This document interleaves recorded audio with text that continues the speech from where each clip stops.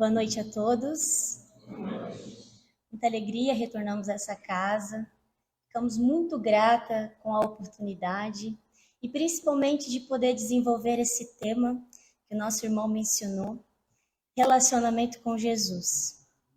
Um tema fundamental para que todos nós que desejamos nessa existência evoluir um pouquinho mais, encontrar a felicidade ou até mesmo conseguir força nas dificuldades da existência. E esse tema vai nos ajudar. Então, que a gente possa estar de coração aberto e mais do que os ouvidos, né? Que a nossa mente, o nosso coração possa receber esse tema da melhor forma.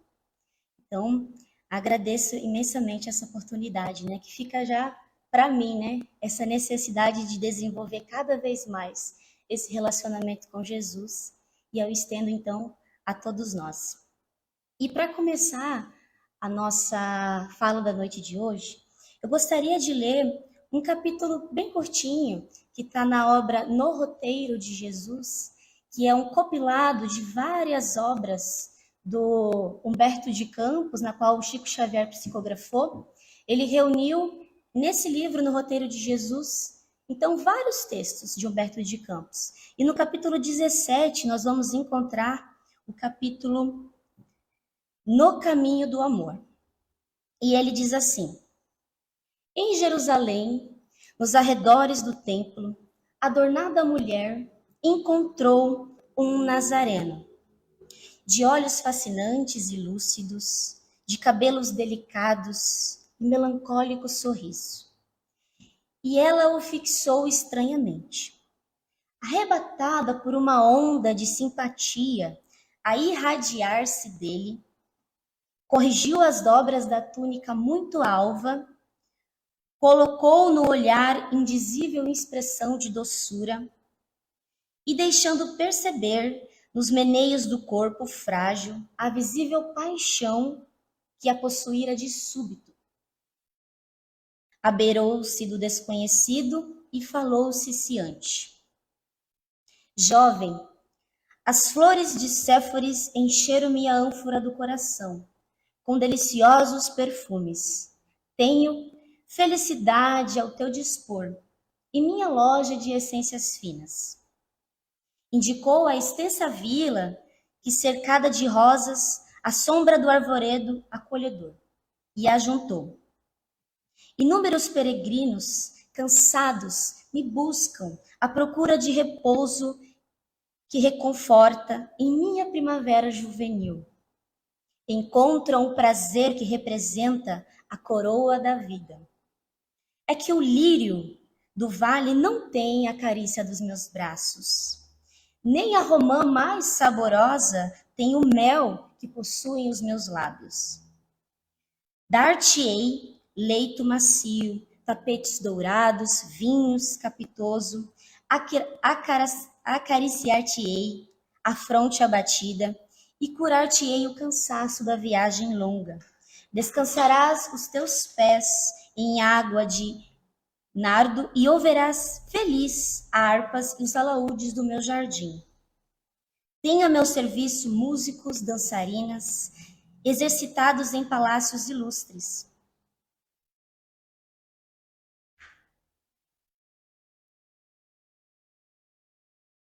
E ante a mudez que o viajor se fazia, ela tornou súplice depois de leve pausa. Jovem, por que não me respondes? Descobri em teus olhos diferente chama, e assim procedo por amar-te. Tenho sede de afeição, que me complete a vida. Atende, atende. E ele parecia não perceber a vibração febril que com semelhantes palavras eram pronunciadas por ela. E notando-lhe a expressão fisionômica indefinível, a vendedora de essência acrescentou um tanto agastada: Não virás? Constrangido por aquele olhar esfogueado, o forasteiro apenas murmurou: Agora não. Depois, no entanto, quem sabe? A mulher, ajaezada de enfeites, sentindo-se desprezada, prorrompeu em sarcasmo e partiu. Transcorrido 2 anos desde aquele encontro, quando Jesus levantava paralíticos ao pé do tanque de Betesda, venerável anciã pediu-lhe para que ele fosse socorrer uma infeliz criatura atanezada de sofrimento. E o mestre seguiu sem hesitar. Num pardieiro denegrido, um corpo chagado exalava gemidos angustiados. A disputada mercadora de aromas ali se encontrava, carcomida de úlceras, de pele enegrecida, rosto disforme, feridas sanguinolentas pontilhavam-lhe a carne, agora semelhante ao esterco da terra, à exceção dos olhos profundos indagadores. Nada mais lhe restava da feminilidade antiga. Ela era uma sombra leprosa de que ninguém ousava aproximar-se. Fitou o mestre e o reconheceu. Era o mesmo mancebo nazareno, de porte sublime e atraente expressão. O Cristo estendeu-lhe os braços, tocado de intraduzível ternura, e convidou: vem a mim, tu que sofres. Na casa de meu Pai nunca se extingue a esperança. A interpelada quis recuar, conturbada de assombro, mas ela não conseguiu mover um dedo sequer, vencida pela dor. O mestre, porém, transbordando compaixão, prosternou-se fraternal, aconchegou-a de manso. A infeliz reuniu todas as forças que lhe sobravam e perguntou, em voz reticenciosa e dolorida: tu, o Messias Nazareno, o profeta que cura, reanima e alivia, que vieste fazer junto de mulher tão miserável quanto eu?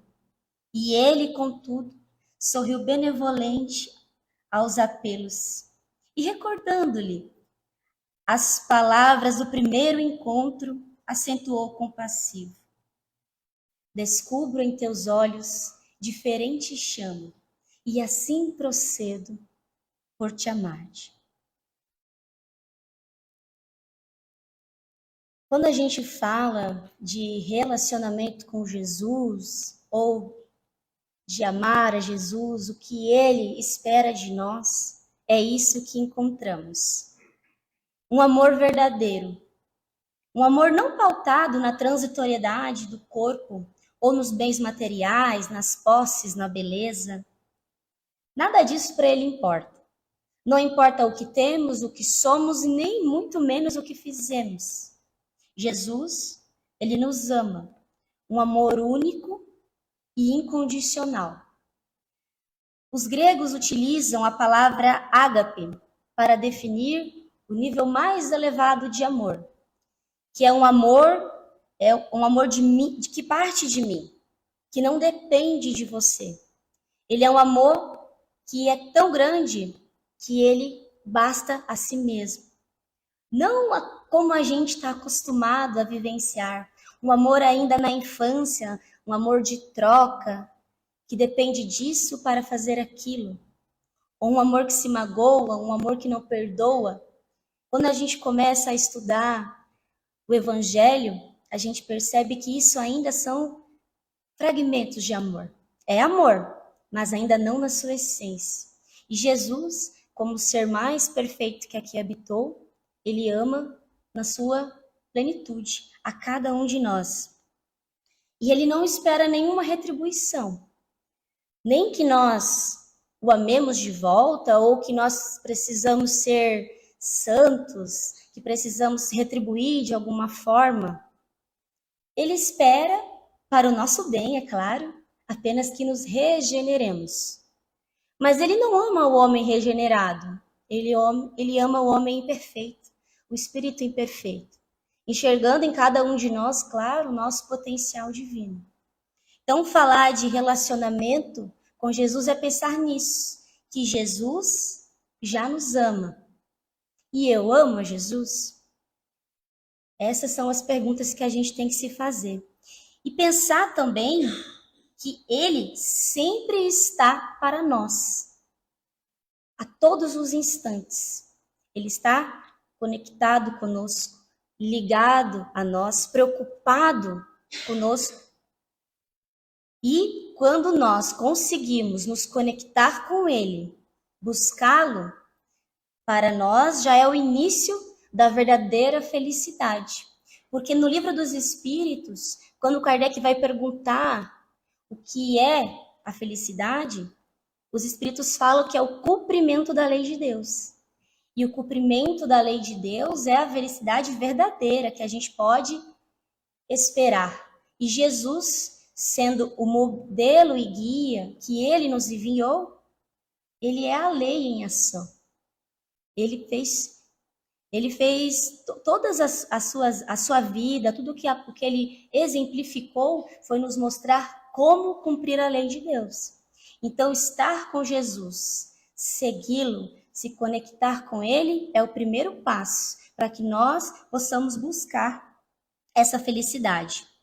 O evangelista Lucas nos assevera que Cristo é a luz para alumiar as nações. Então, ele é o caminho para nos levarmos a Deus, nosso Pai, né? E sem o caminho, todos nós aqui, peregrinos, espíritos em aperfeiçoamento nesse plano terrestre maravilhoso, né? Diga-se de passagem, estamos sem uma rota, sem uma bússola. É a mesma coisa que eu, sem nunca ter vindo para São Bento, querer sair de Guaramirim para chegar aqui na Associação Chico Xavier. Eu não vou encontrar. A BR até ali é fácil, mas e os caminhos aqui dentro? A gente precisa de uma direção, de um mapa. E conhecer o Evangelho, conhecer o Cristo, a sua vida, é estar olhando para esse mapa, para esse roteiro divino, né? Que representa a lei cumprida, a lei de Deus cumprida. E é interessante agora que nós já sabemos disso, que já começamos a estudar a doutrina espírita, busquemos não mais ser espíritas ou cristãos de faz de conta. Ah, alguém pergunta pra gente, sou espírita, sou cristão, apenas no título. A gente precisa sim trazer Jesus e temos uma urgência muito grande devido a tudo que a gente vivencia no nosso planeta, o próprio processo de regeneração que ele enfrenta, de se aproximar mais de Jesus. Porque cada vez mais que nos aproximamos dele, conseguimos melhorar, dar um passo adiante, buscar seguir os seus exemplos. Então a gente tem essa urgência de não apenas falar, mas agir como amigo de Jesus, como alguém conectado com ele. Paulo de Tarso, que é uma das personalidades mais conhecidas, mais citadas do Evangelho, e por toda a sua transformação moral, né, o esforço que ele teve de sair apenas de um homem que conhecia todas as leis, porque ele era um doutor da lei, muito estudado, um grande conhecimento, ele precisou sair apenas do conhecimento e vir para a prática e para a ação, né? Tirar o espírito da letra. E por essa razão, por todo esse esforço que ele empregou e pelo fato dele ter conseguido, ele se torna um grande exemplo para nós. E ele, em uma de suas cartas, ele fala desse amor de Jesus que mencionávamos anteriormente, que é um amor tão grande ao ponto de nos constranger. E é interessante que constrange a gente por não entender essa forma que Jesus nos ama, por a gente ainda não conseguir fazer a mesma coisa, mas ao mesmo tempo de nos envergonhar e fazer a gente sair do lugar. Então isso é muito importante a gente pensar, porque quando nós, que se dizemos espíritas ou cristãos, que praticamos alguma crença religiosa ligada ao cristianismo, dissemos que já conhecemos Jesus, que tivemos alguma experiência com ele, algum momento que você sentiu que ele falou contigo, ou que ele te ajudou através de alguém, ou realmente você sentiu essa presença de Jesus, é muito difícil você permanecer no mesmo lugar. Porque esse sentimento é tão bom que vai fazer com que você busque cada vez mais voltar a sentir esse amor, voltar a experimentar essa sensação de paz. E aí vai fazer com que você vá em direção também a vivenciar esse amor. E o que é esse amor do Cristo, né?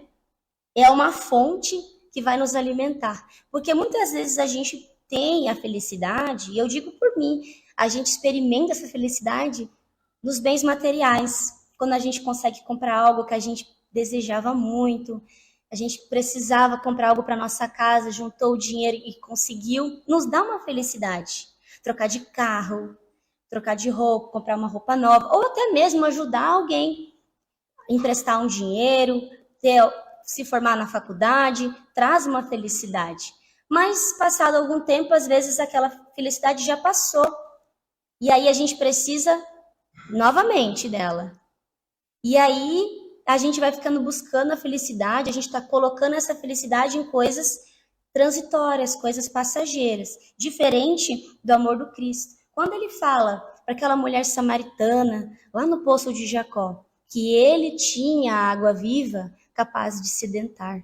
Então, o que é essa água viva? É esse amor que preenche. Porque se a gente teve uma experiência verdadeira com Jesus, ou uma situação de você fazer o bem para alguém, e ali você viu, nossa, ali eu senti Jesus, no outro, na minha atitude. Toda vez que você lembrar dessa situação, você vai sentir o mesmo estado de preenchimento, de felicidade. E isso vai te dar sustentação, alegria para ir buscar cada vez mais. E interessante pensar que todo o evangelho, se a gente for ler ele, né, não é à toa que quando o doutor da lei pergunta para Jesus, né, qual é a lei, o mandamento mais importante da lei? E ele fala: amar a Deus sobre todas as coisas e o próximo como a si mesmo. Ele reduz toda a lei no amor, certo? Então, o amor, ele é a essência do evangelho. E o evangelho nos ensina e nos incentiva a amar naturalmente, de uma forma comum. E o que a gente pensa muitas vezes, que o amor, ele é algo extraordinário. Que quando a gente vê uma boa ação, a gente pensa assim, nossa, que coisa impressionante que essa pessoa fez. A gente fica assim até entusiasmado, surpreso. Mas o que a gente tem que pensar, que o amor, ele é a essência da vida. João também nos fala que Deus é amor. Deus é amor, nós somos filhos de Deus, a sua imagem e semelhança, o amor está dentro de nós. Então, o amor, ele não é extraordinário. Extraordinário é a indiferença, porque ela foge da nossa natureza. Mas como a gente muitas vezes está mais acostumado com a indiferença, com a solidão, com a depressão, com o ódio, com o rancor, a gente acha que o amor é extraordinário. Mas na verdade não. A gente precisa se abastecer dele, na fonte, que é Jesus, né? Que é Deus. E esse amor, então, também a gente precisa treiná-lo. Não é algo que, como nós estamos ainda em evolução, a gente vai conseguir vivenciar em sua plenitude, né? Ainda não. Mas a gente consegue treinar, disciplinar, procurar cada dia vivenciar aos poucos, cada vez um pouquinho mais. E aí esse amor vai nos preenchendo e nos motivando cada dia mais a vivenciá-lo. Eu trouxe aqui um trecho de uma passagem muito interessante do Evangelho de Marcos, que é a passagem da multiplicação dos pães e dos peixes. E quando a gente lê ou estuda essa passagem, ouve alguém falar, a gente fica impressionado com a capacidade, né, de Jesus de multiplicar pouca quantidade de peixes e pães para alimentar mais de 5.000 pessoas famintas. E nos passa despercebido duas coisas muito importantes. Que quando os discípulos chegam para Jesus e falam: Mestre, a multidão está faminta. E aí Jesus olha para eles e pergunta: quantos pães nós temos? Essa pergunta é muito interessante, porque Jesus ele não perguntou quantos pães são necessários. Ele perguntou quanto nós temos. Ou seja, aquilo que a gente tem é o suficiente para alimentar uma multidão. Então, muitas vezes, o nosso problema ou a nossa dificuldade de começar a agir no bem ou fazer algo que a gente almeja, a gente sempre joga para frente, porque a gente espera atingir um patamar para daí começar a executar. Mas se eu não começar agora, não vou chegar lá, né? Então veja que Jesus fala: quantos pães nós temos? E aquela pouca quantidade, né? 3 pães, 5 pães e 3 peixes é o suficiente para alimentar uma multidão. E aí, adiante, Jesus fala para eles: dai a eles de comer. Então não foi Jesus que saiu com o cesto distribuindo. Pediu para que os próprios discípulos espalhassem, né, e servissem. E claro que por ser uma quantidade muito grande, alguns estudiosos até falam que os próprios a multidão ali também começou um a ajudar o outro e provavelmente foi uma grande corrente, né, de partilha, e por isso que foi suficiente para alimentar a multidão. Para Jesus seria muito simples, né, o governador espiritual, mas o importante é a lição que ele nos dá, que o que temos, pequenas migalhas, já é suficiente para alimentar uma multidão. O que precisamos é boa vontade. Começar agora e seguir adiante. O poeta libanês Khalil Gibran, ele tem uma frase muito interessante que diz assim: vós pouco dais quando dais de vossas posses. Quando derdes de si mesmo, é que realmente dareis. Que é uma frase muito parecida com o que Jesus diz também. Dai antes daquilo que tiverdes. E o benfeitor Emmanuel também tem uma outra citação na obra Fonte Viva que diz que dar do que tem é diferente do que dar do que se detém. Aí pode parecer um pouco confuso, né? Mas o que realmente é nosso? Muitas vezes a gente está acostumado, quando fala em dar algo para alguém, a gente pensar nos itens materiais, que são necessários, são fundamentais para alguém que está necessitado. Mas isso eu detenho. É uma posse que eu tenho agora, posso não ter amanhã, é um empréstimo, né? Muitas vezes eu estou nessa circunstância de poder dar do que eu detenho, porque tive as oportunidades, tive o auxílio. Mas o que realmente é meu? O que realmente é meu é aquilo que vai comigo quando a gente despedir dessa veste material, que é os nossos sentimentos, o nosso tempo, o nosso carinho, a nossa compreensão, o nosso ouvido. Tudo isso é nosso. Então, como a gente pode perceber, nós todos temos capacidade de doar, de dar, de servir, de também dar de si mesmo. E a gente também precisa pensar, né, que à medida que a gente vai começando, tudo vai ficando mais fácil, né? O trabalho vem quando o trabalhador está pronto.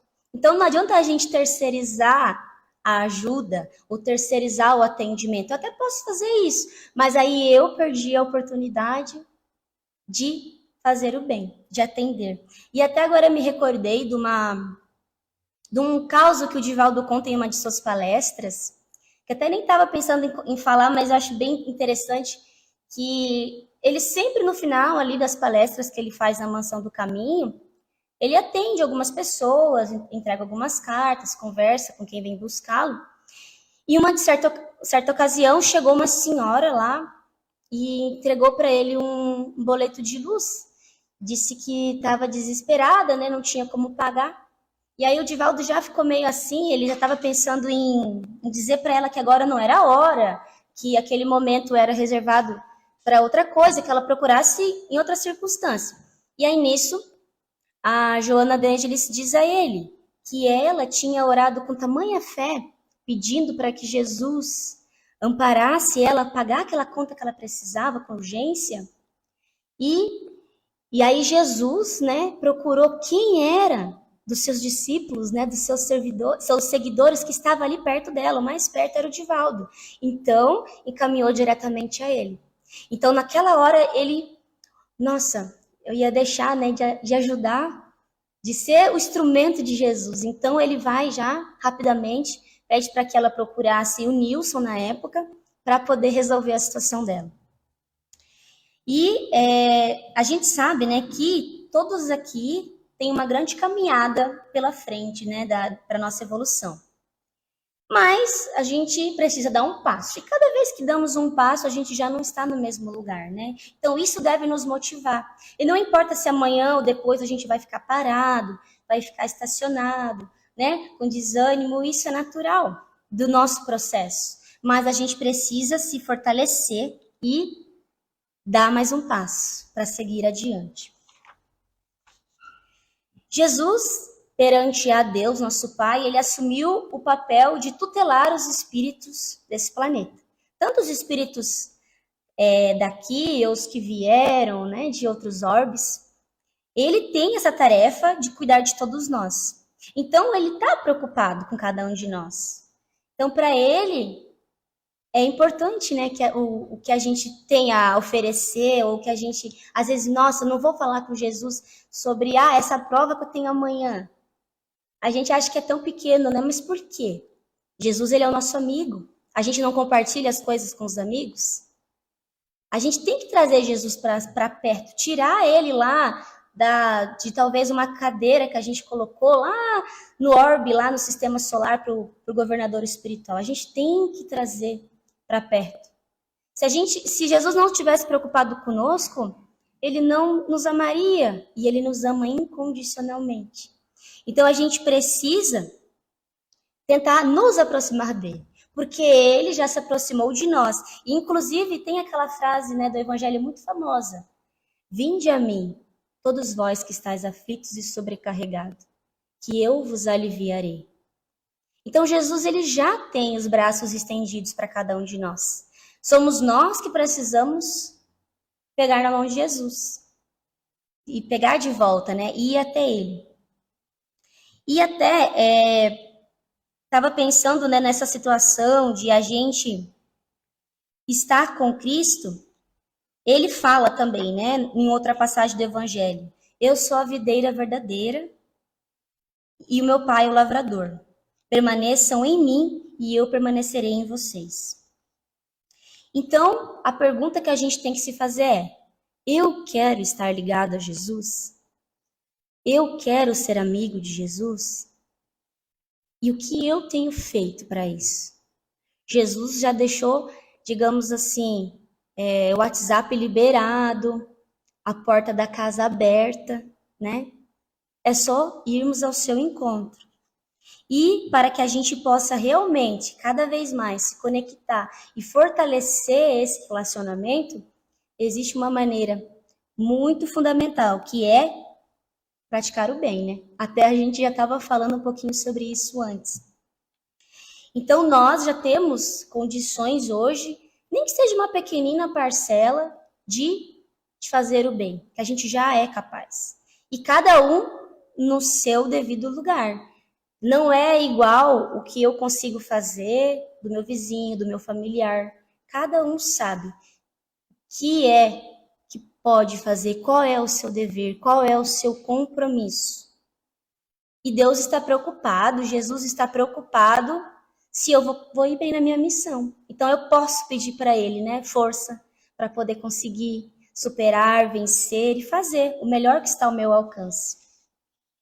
E no Evangelho segundo o Espiritismo, no capítulo 6, que é o Consolador Prometido, lá no item 6, tem uma mensagem do Espírito de Verdade que ele destina aos sofredores. E ele diz assim: no silêncio dos vossos pensamentos, eu, o divino agricultor, cultivo as vossas almas. Então, para a gente entender essa frase, não é necessário nenhuma concepção fantástica ou miraculosa, né? Hoje em dia, com a tecnologia, a gente percebe E até nós estamos fazendo uma transmissão ao vivo, né, conseguindo se conectar com quem não está presente aqui fisicamente. Com o telefone, a gente consegue falar com pessoas de outras cidades, de outros países, de outros lugares do planeta que os horários estão bem diferentes do nosso. E para nós é muito instantâneo. Então, se nós, na nossa capacidade, conseguimos nos conectar com quem está distante, muito fácil. Imagina a capacidade de Jesus de se conectar conosco ou de cultivar o nosso pensamento, de ouvir o nosso pensamento e de estar ligado a gente. É muito maior, né? Então, o pensamento dele está ligado com cada um do planeta. Então, é importante que a gente pense na nossa intimidade, porque Jesus acompanha a nossa intimidade, as nossas ações, as nossas experiências, e ele tá para nós, né? Mas é aquela questão de sintonia. Se eu ficar sem área, não vou conseguir fazer uma ligação, né? Então, a gente também precisa buscar essa sintonia para que a gente possa perceber e receber essa influência de Jesus, né? Do nosso mestre. A gente sabe nas obras, até na obra de André Luiz, né? Que agora vai ter ali o filme Mensageiros, a gente percebe os mentores de diferentes esferas cuidando da gente, acolhendo, lá, às vezes, lá no umbral ou nas esferas inferiores, não importa o plano que está o mentor, ele consegue, através do seu pensamento, se conectar, ajudar. Então, por que a gente acha que para Jesus é tão longe de nós? É muito perto, é muito próximo. É nós que, às vezes, temos esse receio, né? E nós que precisamos, então, né, estar cada vez mais abertos e sensíveis para receber essa influência. Aí o que é difícil para nós é fazer um silêncio espiritual, né, para poder ouvir Jesus, sentir Jesus. Mas todo mundo é capaz, né? É só a gente buscar. E imagina, né, ouvir Jesus, ver Jesus, sentir Jesus. É muito, muito especial. E tem uma história que eu gostaria de contar, que eu aprendi numa palestra que eu estava acompanhando do Haroldo Dutra Dias.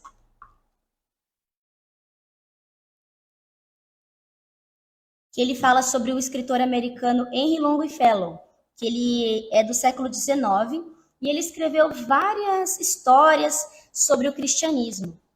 E uma dessas histórias ele conta que num mosteiro afastado da Europa, uma quantidade de monges lá nesse mosteiro sempre faziam atendimento aos necessitados.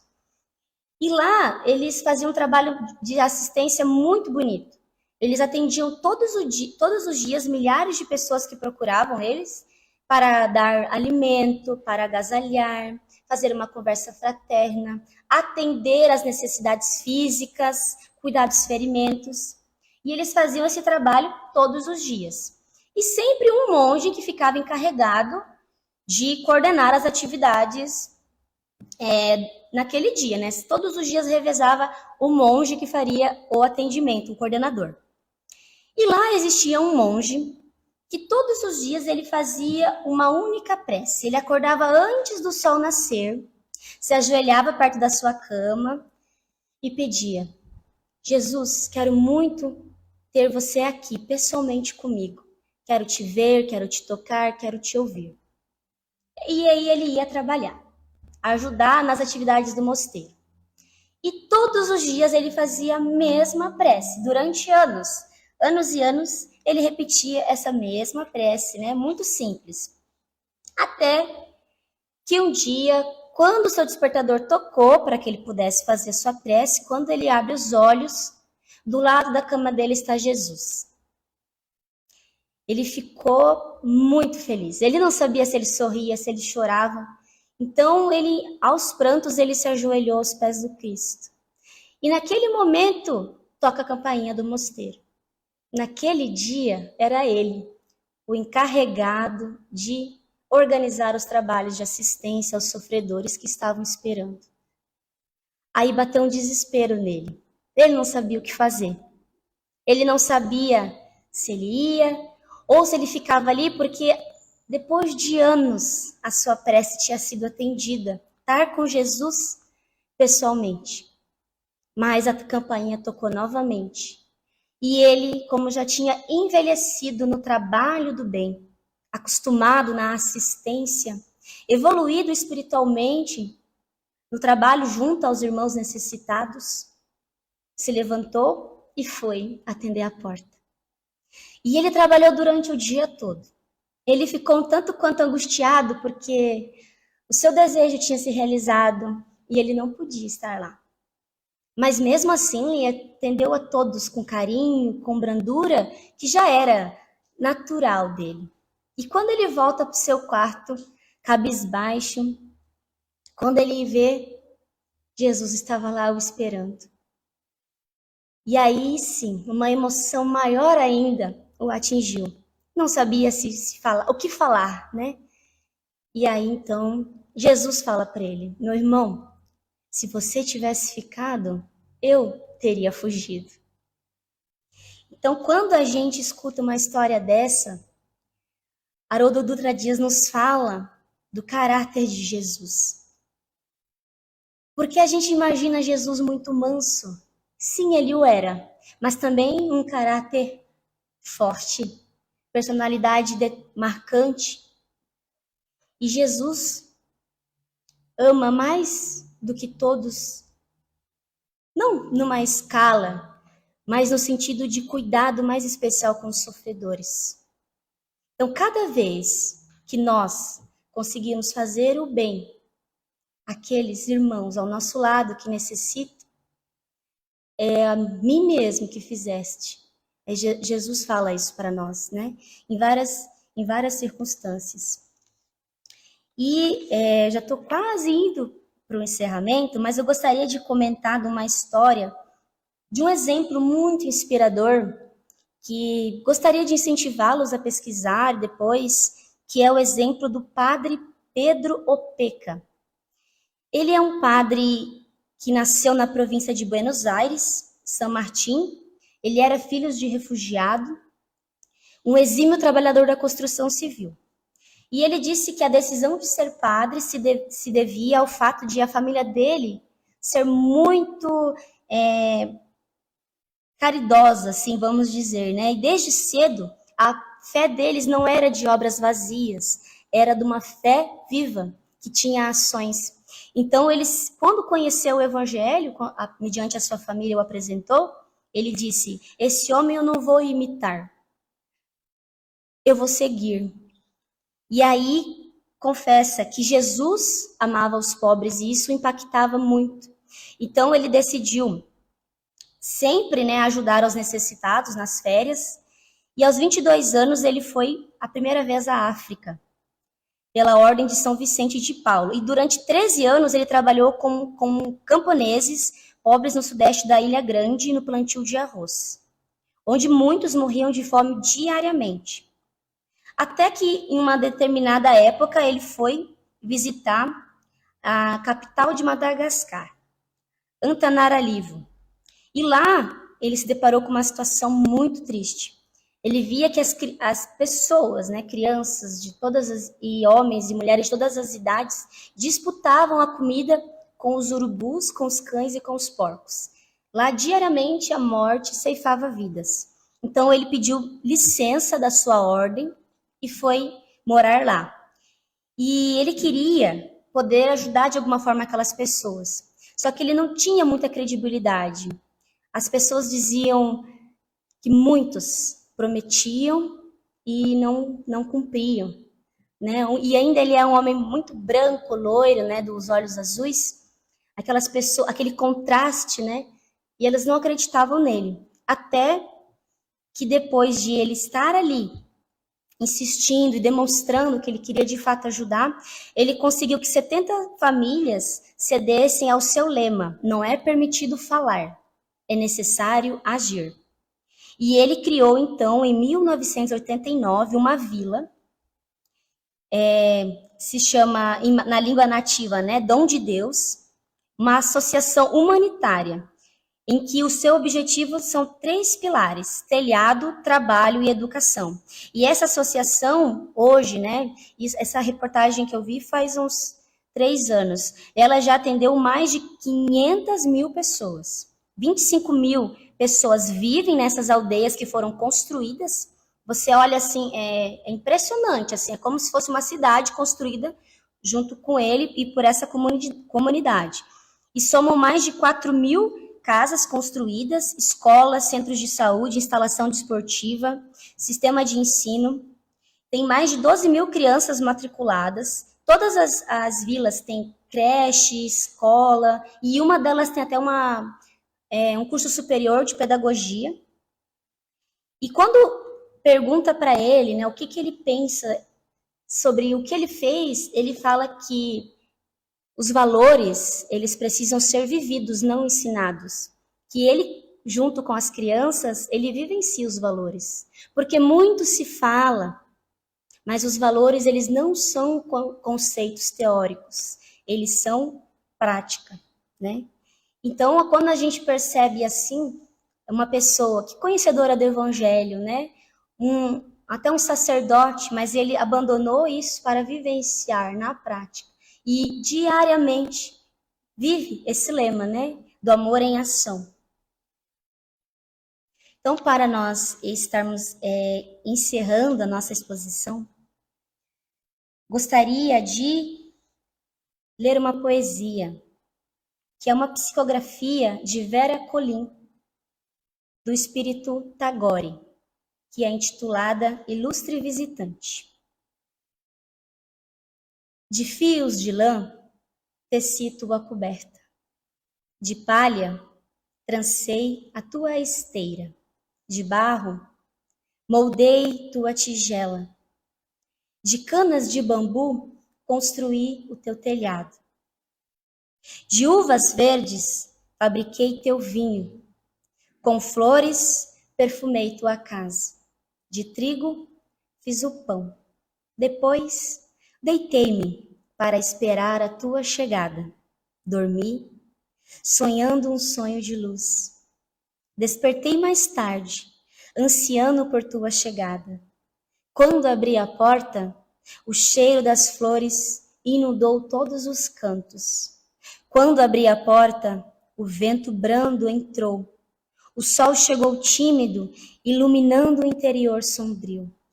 Quando abri a porta, a música da praça do mercado tomou de assalto o silêncio, alegrando a minha solidão. Quando abri a porta, aguardava ansioso o hóspede ilustre que estava para chegar. Mas à soleira estava deitado um lamentável mendigo. Olhei-o constrangido, sem saber o que fazer. Sobre a mesa estavam as iguarias para o meu visitante. O vinho raro no vaso de barro, no chão a esteira de palha e na mesa o pão e o perfume delicioso. A casa estava pronta. Aflito, desolado, temi usá-lo com triste miserável. E por um instante pensei em afastá-lo. Levantei os olhos, pensativos, e perguntei: o que faria o meu visitante se estivesse em meu lugar? E a luz do sol bateu em mim. O vento fresco clareou-me a ideia, perturbada. E a alegria da música trouxe-me a lembrança dos seus ensinamentos. Envergonhado, abaixei-me, tomando nos braços aquele pobre lazarento.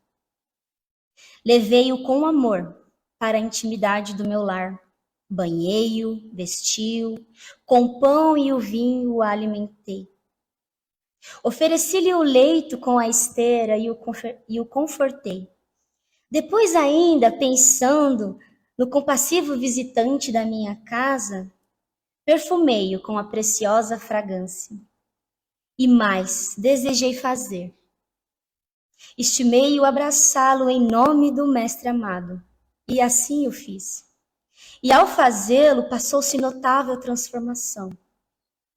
Da face esquálita do mendigo, 2 lágrimas rolaram. E os seus olhos brilharam, com a doçura dos imortais.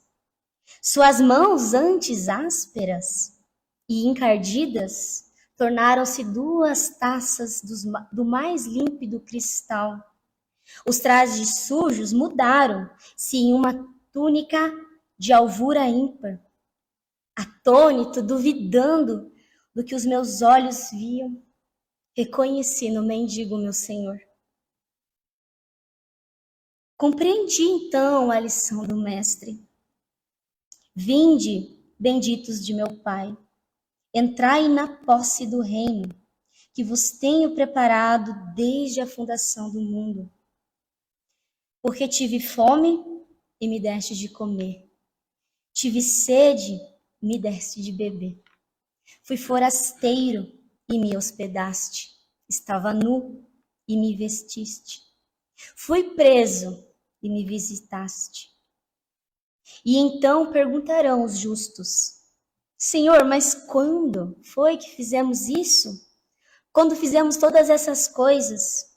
E em verdade vos afirmo, sempre que o fizeste a um destes meus pequeninos irmãos, a mim o fizeste. Curvei-me a cabeça e nunca mais, nem mesmo pelo pensamento, rejeitei os que se abrigam em minha porta.